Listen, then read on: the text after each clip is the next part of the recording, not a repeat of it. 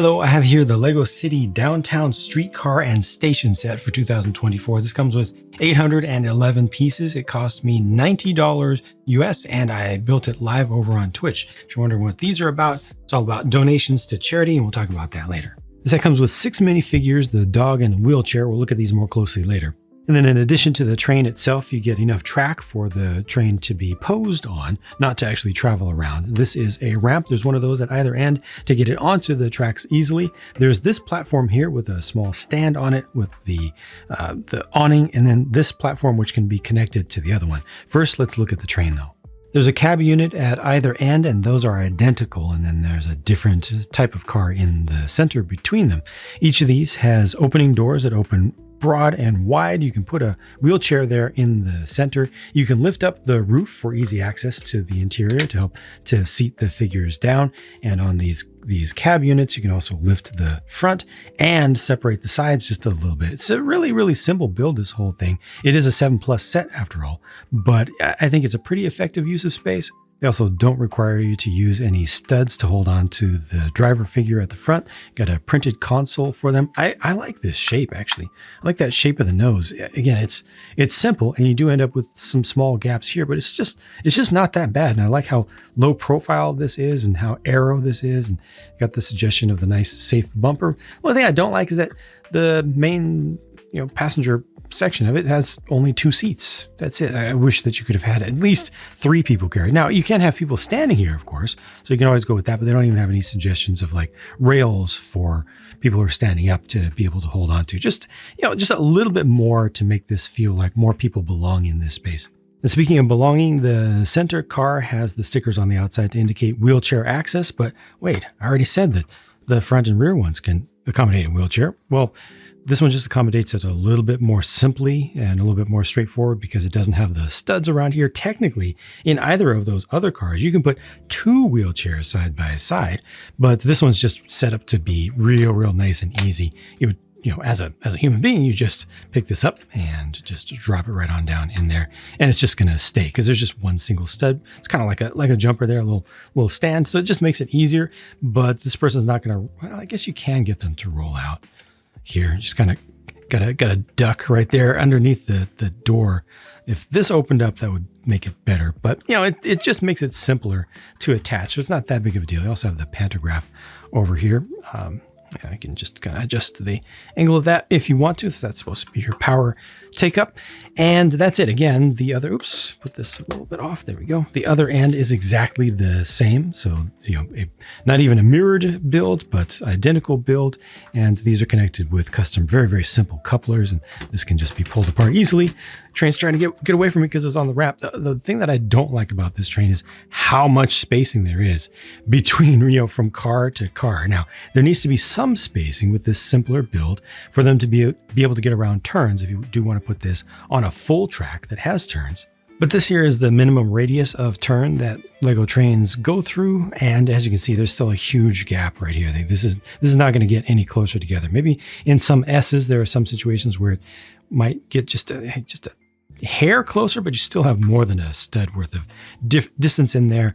Again, there are 2 platform sections included, but technically there are 3 because the access over here is able to be moved. You only have one of them. It's got the stair access and wheelchair access, the ramp, both in one unit, but this is all just one thing, again, that can just be separated out. It's too bad that if you're running these separately, now you don't have that access for this one. They really should have included a second one of those, in my opinion. This little stand here is nice. I like the awning with the glass top to it and the solar panels on top.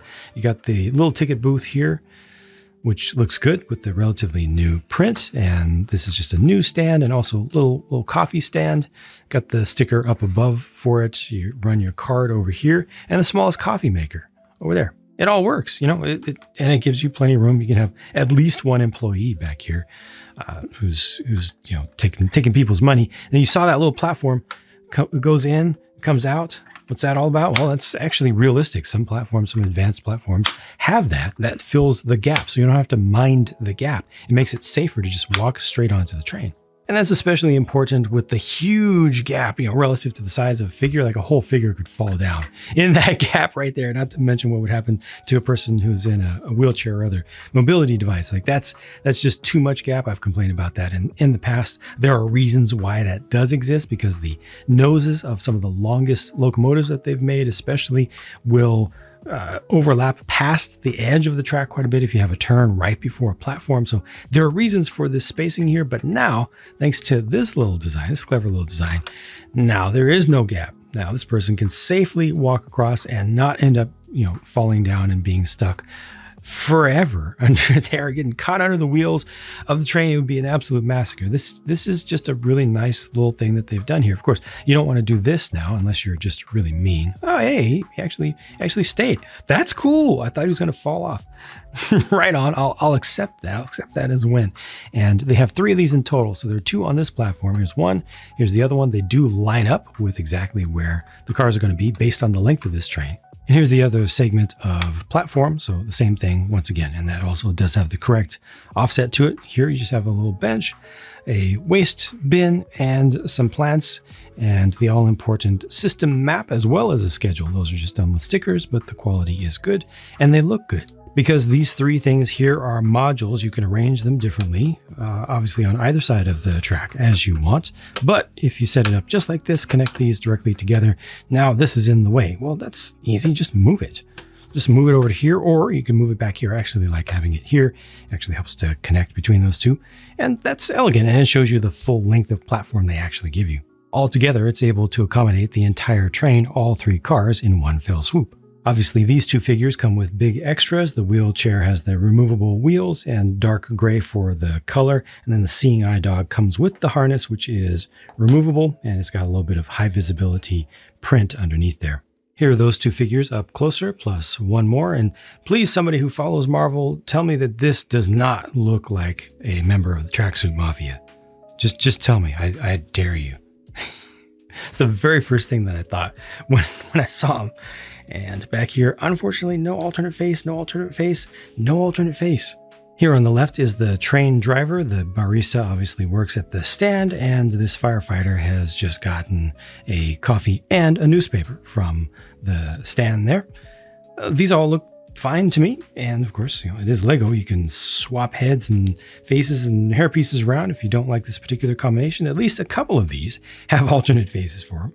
And lastly, these are the leftover pieces. I don't think I'm supposed to have that many pins left over. Maybe there's a pair that's supposed to be used for an extra pair used for the platform. I looked through the instructions to see, but I might have made a mistake there. But this is what one of the sticker sheets look like. So this one is white backed, and then this one is clear backed. This includes the solar panels for the top of the roof for some reason, which did not need to be clear. And then these are for the windows, so that made sense. Again, I paid $90 US for this. It is 90 euros, 80 pounds UK, or $120 Canadian for 811 pieces with 6 minifigures plus extra accessories. The track, a bunch of big pieces and stuff. I think that the value here is perfectly fine by today's standards.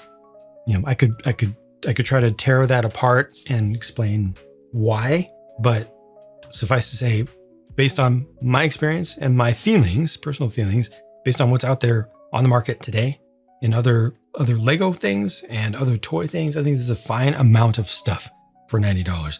That said, of course, if it goes on discount, great. Less is always less. Less is always better when it comes to price or buying stuff. But yeah, I think that overall this is a successful design. I like each thing with the exception of these gaps, but I figured out what these gaps are for. Obviously, this does not come with a full loop of track, which it does not need to. The overwhelming majority of folks these days are not messing around with full track layouts.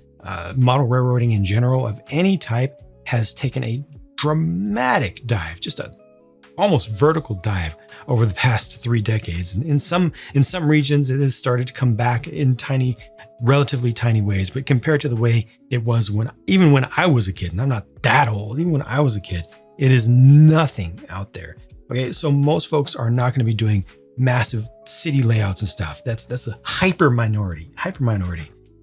However, many will like to set this up, bring it into the platform, have that nice alignment and everything, have a full platform set up or have it on either side, and then go ahead and drive it off these ramps as intended, and then just drive it around a city or a little town, which doesn't have to be a fully laid out setup. It can just be, a couple buildings set up. You got your fire station over there for this guy to go to, and you got the downtown area if you're really fortunate, or a grocery store or something, and you just have this thing drive around the street. After all, streetcar they call it, and then you get back onto the rail over here, and by having those extra long couplings, it can do that. See, now it's back on the rail. That works great. That's why they did this. Surely, was to be able to have that ridiculously tight turning radius off the rail. Would have been nice to include an option for on the rail use only, but it's Lego. We can modify it. Folks who want to do more can modify it. Speaking of, this is not designed to be powered up. It's not designed to have power functions or powered up or powered anything set up with it, because, well, it's just not, right? You look at the type of axles that are used there. You look at the spacing. If you're familiar with how Lego trains work, you see that this has to be a custom job. So no matter what, in order to get power into this thing, you're going to have to do some serious surgery. What I personally would do if I was approaching this is go for a medium motor, vertically mounted. Do they have medium motors now for the powered up? I haven't followed powered up that much. Definitely from Power Functions, you'd be able to do that. But hopefully from Power Functions, you have something that would fit vertically inside of here with a direct drive to a custom axle, Technic powerable axle down there with a simple bevel drive, and then put the battery receiver box hub unit in the same car. And you could do that in any of these, it's the same spacing, as opposed to trying to use the actual train bogies, powered train bogies, which requires a total redesign, probably lifting the thing up. I don't know. But, if you're able to customize stuff and you have the parts and everything, you can do that. This is 6 wide. Powering 6 wide stuff is never a big deal unless it's ridiculously short. So I think for everybody, this is at the very least fine. And for its intended audience, 7+, average kid today, not child of someone who has a basement-sized model railroad layout or a room and a half of Lego City layout of tables and things, just average. I think they got it. I think they figured it out pretty well. So I'm happy with that. And if it goes on sale, all the better more. I mentioned these things. What are they all about? Donations from viewers like you. Some of them happened offline. Some of them happened while I was building this thing live on Twitch. This was one day, during the day of building this set here.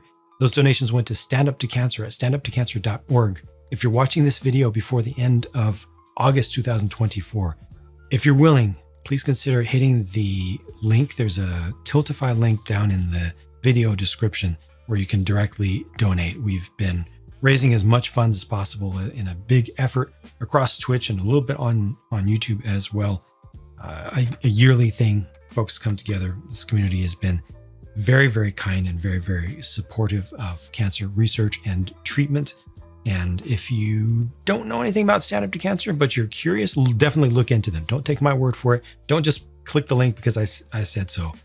Do enough due diligence to be comfortable. And I think you'll see that they do fantastic work. We've had survivors. We've actually had people come through in live chat who are cancer survivors, 100% cancer free, whose treatment has been supported by Stand Up to Cancer itself. But suffice to say, thank you very much to all of the donors offline and on.